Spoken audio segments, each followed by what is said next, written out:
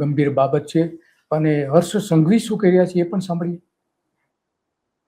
રોતડા રડવાથી આપણો મેલ નથી પડવાનો, તો ફોર્મ ભરવાની, ફોર્મ ખેંચવાની છેલ્લી તારીખ અને સમય પૂર્ણ થતા 720 થી વધારે એમના ઉમેદવારો સરખી જતા તો 720 થી કે છે 720 થી વધારે ઉમેદવારો સરકી જતા, પણ 15 લાખ મતદારોએ પોતાના મતદાનનો અધિકાર સંઘવી ગુમાવવો પડ્યો છે.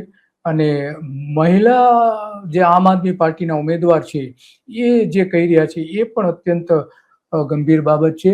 કારણ કે આપણે જાણીએ કે આ ઉમેદવારે જે ઈવીએમ મશીન હતું એ સુરતના 18 મત ઉધનાની જે શાળામાં પડ્યા હતા એ પણ જોઈએ.